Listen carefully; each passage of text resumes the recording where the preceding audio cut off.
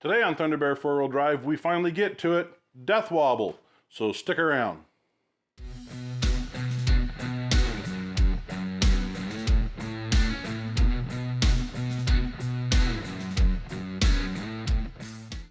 So as we've talked about in some previous videos, we said that we were going to get a Jeep in here that had a case of Death Wobble so that I could have a chance to show everybody what to look for and how to cure the dreaded illness. So one thing we did, first thing off, was we went out and we test drove this last night for a little bit.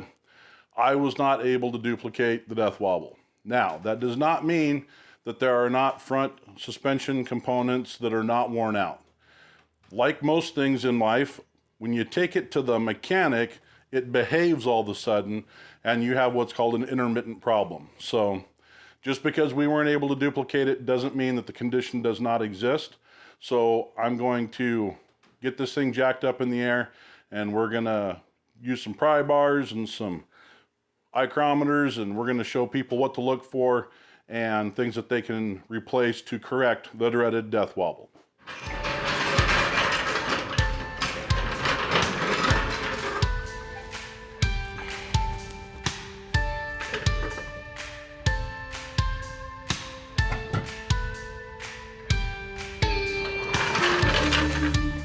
So whenever you're putting a vehicle up on jack stands, it's always good to give it a little shake to make sure that it's safely seated.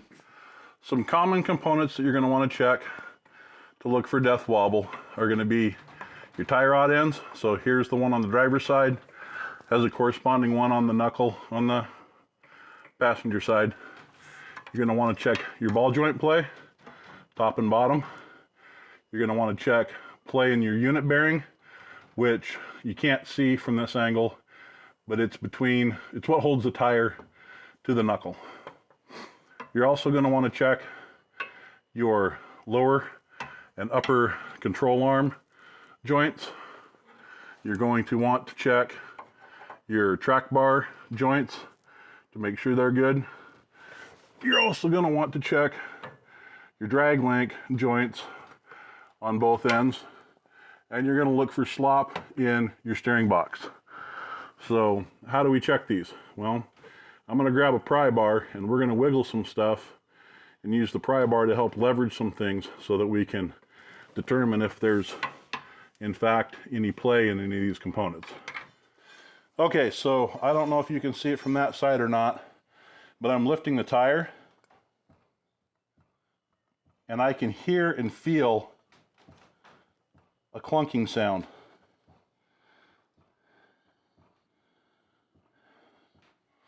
So there's definitely something loose on the driver's side here.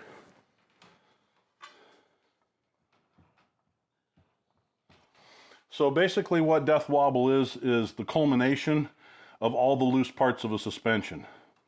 And what it looks like is the tire will start to deflect in and out on the front side. I mean, it'll steer left and right really, really fast, like a wobble. And it feels so scary when you're in the driver's seat, you feel like you're gonna die. Therefore, Death Wobble. I don't know if it's visible on camera on this side, but I can also feel an amount of play.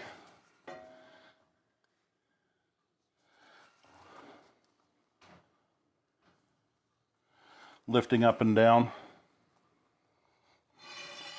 So that play can exist in a few places. It can exist in the unit bearing itself. It can also exist in the upper and lower ball joint. So I'm going to take the tires off next and we're going to go from there.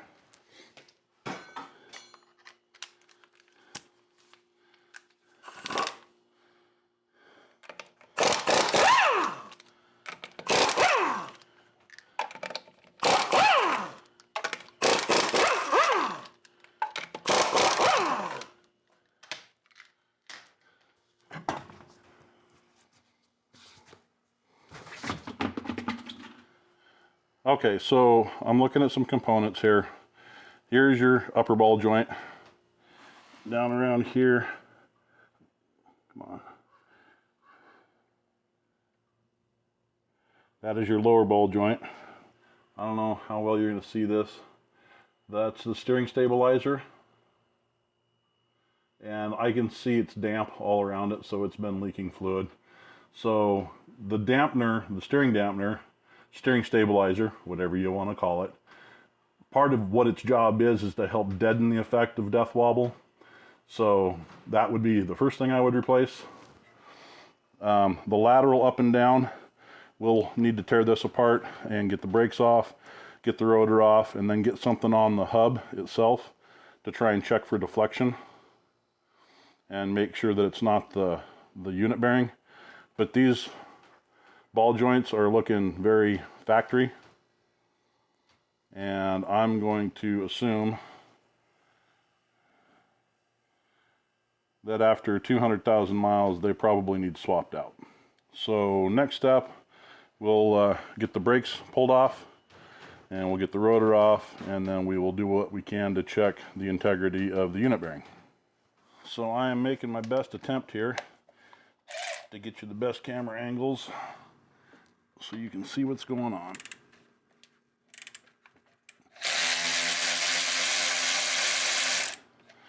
So what we're doing now is we are taking off the caliper.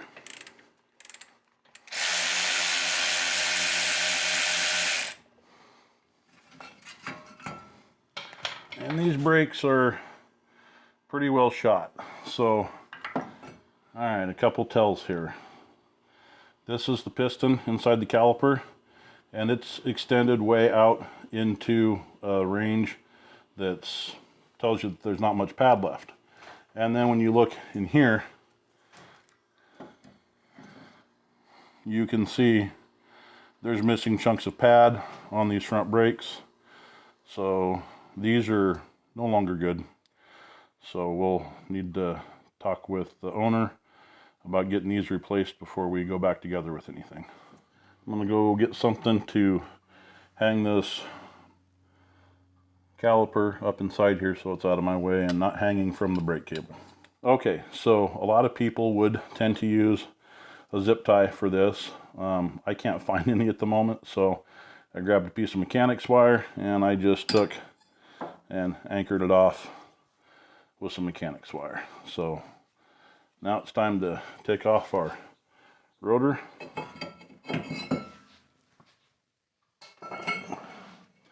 And right here is our unit bearing. So I'm going to grab some extensions and some sockets, and I'm going to use them to slide them over the stud to check vertical play and fore and aft play, or side to side play, and just for feel more than anything, to try and isolate whether it's the unit bearing or whether the up and down play is in the ball joint. Okay, so what I have here is 13mm socket. So it slides over that stud really good and keeps it really straight on there. So we're just going to take and lift it and feel for anything. Go down with it. Now we're going to rotate it forward to where it's 90 degrees off from where it was. Moving the whole steering assembly. So I'm not feeling any play here. The play that you see when I move it and it moves the whole steering assembly, that's not a real awesome sign. When all of these parts are new, they have an amount of preload on them, even when they're lubricated properly, that would not allow them to turn quite that easily. So that means that there is some measurable amount of wear in the steering components, in the tie rod and in the drag link. So this has got a slightly different setup than what you would find on a regular Wrangler. So this, the tie rod actually bolts into the drag link. So you can see right here, this joint, this is the tie rod that goes over to the driver's side. And then this is the drag link, comes all the way down and connects into the passenger side knuckle. So they did it slightly different on these. On a typical, like a JK or a JL, the tie rod is going to be solid between both knuckles, And then the drag link is going to come down into a second arm on the knuckle where it ties in to make it steer. So a little bit different setup. And then you can see on the drag link, which comes off of your steering gear, that's where your steering dampener ties in, steering stabilizer ties in. So I would say that, you know, I'm going to go pull the other side apart here to confirm, but my suspicions are that the ball joints most certainly need to be replaced. That up and down lateral motion doesn't help. So if we've got looseness here, and then we've got a steering stabilizer that's not stabilizing anymore, and we have added small amounts of slop in the other steering components, all of those things add up together to be some form of death wobble. Another cause of death wobble that most people aren't aware of is a tire being out of balance. So as a tire rolls, it starts to oscillate, and it keeps a certain rhythm to it. So I see one weight here. Have no idea when that weight was put on. Hopefully when this tire was put on. Obviously these are not the original tires with this amount of mileage. And the tires are starting to show some wear. You can see right here, that's the little indicator bar that says it's time to change your tire. It's getting pretty close to it at the moment. So they've worn a bunch of tread off this tire. It doesn't feel bad though. It's like it's been rotated properly, so there's no feathering or checking on it. Typically a tire's not going to be so good balanced that it's only got one weight on the inside. And in being that this is a steel wheel, you would expect to see a corresponding weight on the outside. And there was one here at one time, and it looked like maybe there were some over here. So maybe this lost a wheel weight. But I've had just a set of tires that was so worn out that when I changed the tires, I went from having pretty wild death wobble in the 45 to 50 range to no death wobble at all just by putting a set of tires on it. So I think we've got a combination of things here that are going to add up to death wobble. So you've got tires that are starting to show their age and quite possibly not balanced properly. You've got ball joints that are starting to show their age. You've got a steering stabilizer that's leaking. You have shocks that are most certainly in need of replacement. That's another component that helps dampen the effect of road feel that comes back up into the steering wheel and the driver. So think of it as you have a tire, right? And that tire is slightly out of balance and it starts to oscillate and go up and down, okay? Then you have looseness in steering components which add a level of slop that you weren't really hoping for. So when I drove this last night, I get about 1/8 of a turn out of the wheel before it really hooks up and decides to do anything. So that could be looseness in the steering gear and the corresponding, you know, tie rods and drag links. So now you have an oscillation with loose conditions that allow it to get out of control. Then you have a steering stabilizer that's not stabilizing anymore. It's just really, it's bled out. I mean, if it's leaking, it doesn't have a charge and it can't actually stop the tires from going side to side. And then if you've got worn shocks, then you have an up and down movement with it as well, that the tire itself can generate. So there's lots of things going on here. I don't think that the bushings in the control arms are in particularly horrible shape. 200,000 miles, it wouldn't hurt to replace them, but I think that you can control the majority of death wobble with a properly balanced tire and with tight steering components and good dampening components. So there's a few things going on here. So all right, let's go ahead and we'll go over the other side. We'll pull that tire off and we'll take a look at that, because I definitely felt more play on the driver's side than I did on the passenger side.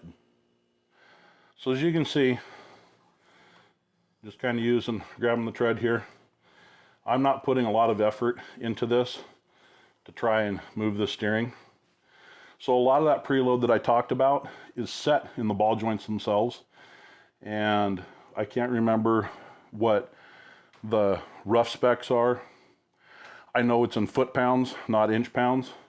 So what you'll end up doing on certain rebuilds is like if you have like a closed knuckle Toyota, closed knuckle Dana 44, Kingpin style Dana 60, they've got hardware on the top, and they actually have a spec that once you shim everything up, get the bearings and seals and everything in place and get it lubricated, you stick a torque wrench on there, like a dial type, and then you rotate that back and forth to check deflection, and then there's a specified torque spec for that.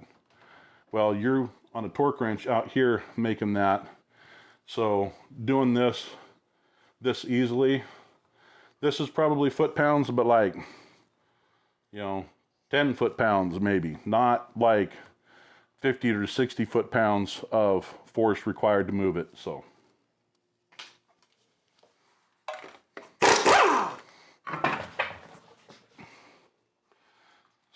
looking at this tire, take my word for it, it has approximately the same amount of wear as the other one, but it also looks like it's been rotated regularly. There's not any feathering or cupping that I can see. On the outside of the wheel here, there's a couple weights, so there's a fair amount of weight out there. And then on the inside, we've got an extra weight here. And there's some buildup of some grease and some other road grime and crud on the inside of the wheel.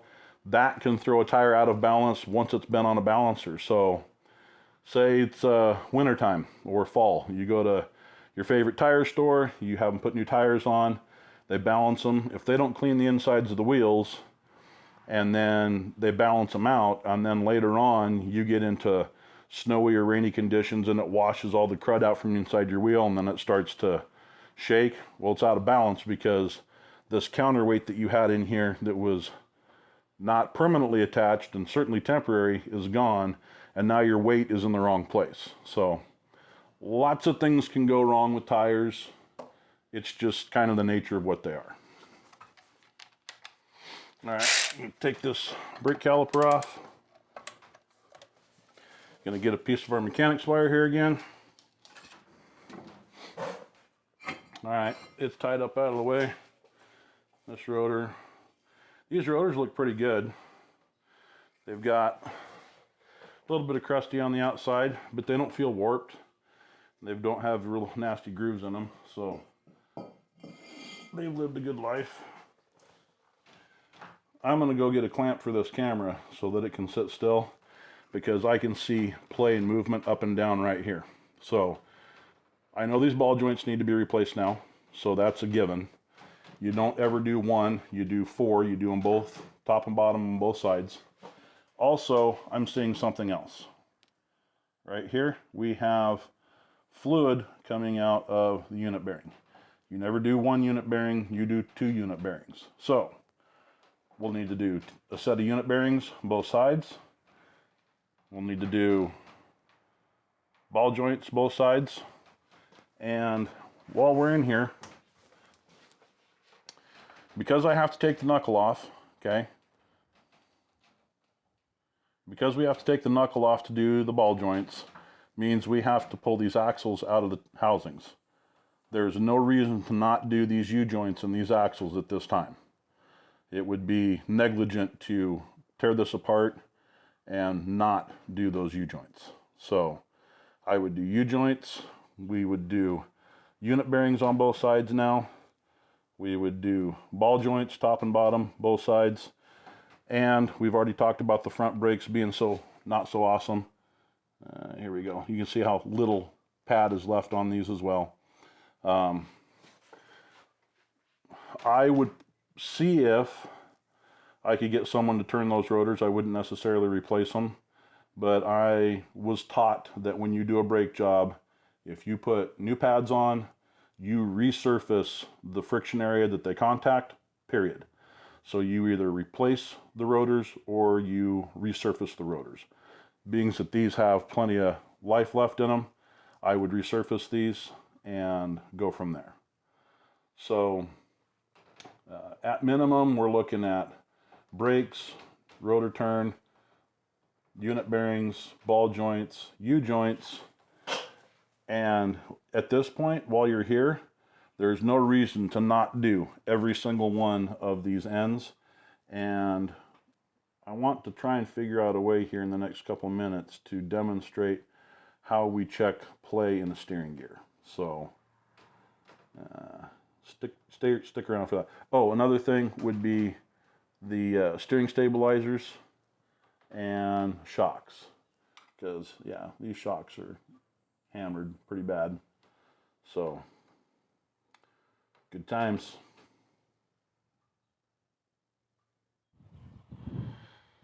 So while I've been working on this Cherokee in the garage, I've heard some rumbling in the distance, and I believe that this is why. So it looks like we got a storm rolling in. It looks very, very dark and impressive, and I like stormy weather, so good stuff. So we talked about the play in the ball joint. That's up, that's down. That's up, that's down. Hopefully you can hear the thud. And we're looking right there. So you can look from this piece to the rubber boot. Up, down.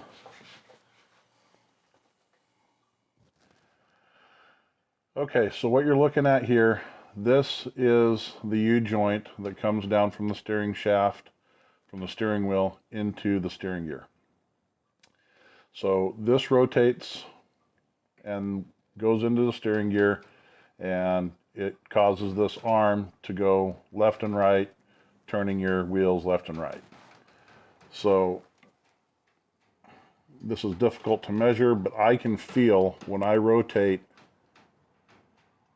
the input compared to when this arm here starts to move, that there is probably about 1/8 of an inch of play. So what happens is there's a set of ball bearings that's inside here on a worm gear, and that's how these typically steer. So you can actually replace the ball bearings inside if they start to wear. You can readjust the tightness of the entire stack. Rebuilding a steering gear is not incredibly difficult. It's just a little time consuming and tedious. Getting the ball bearings in and out's kind of a challenge, or can be. So it's not leaking, which is good. Sector shaft appears to be in good shape. There's no leaks out the top. I don't see any leaks coming off the power steering lines. So that's all good. It's just starting to show its age, and there's some play that's in the steering itself. So you can see it looks like our customer swapped out one of the sway bar bushings. The passenger side still the factory one, and sway bars aren't really going to make much of a difference with death wobble. So valiant effort, however, not really going to do much of anything. So, but that is basically how you're going to check your input and output slop on a steering gear. Is I did it by feel. I suppose I could get out a dial indicator and do it up that way, but well, take my word for it, there's play in there. So it looks like we definitely identified some factors that would cause death wobble. So the investigation actually turned up something, so it was a good decision to do all that. Gonna have to end up doing ball joints. We're gonna end up doing unit bearings. We're gonna end up doing all the tie rod and drag link ends, new shocks, new steering stabilizer, and the brakes. Got some work cut out for us, not that big of a deal. Hopefully my editing job turns out okay. Some of the camera action in here wasn't as good as I really wanted it to be. So really want to thank everyone for watching. Without you, there's no point in doing any of this, so it's really good to know that someone out there hopefully, you know, gains something from this. And so thank you so much. We appreciate everything you guys watch, and thank you. So hopefully this is the start of a short series on replacing these parts and going through all that, and there will be more to show you guys on this vehicle coming in the future. Thanks for watching. Hopefully this was something you all found informative and useful. Please don't forget to check out a couple of these videos, and we'll catch you in the next one.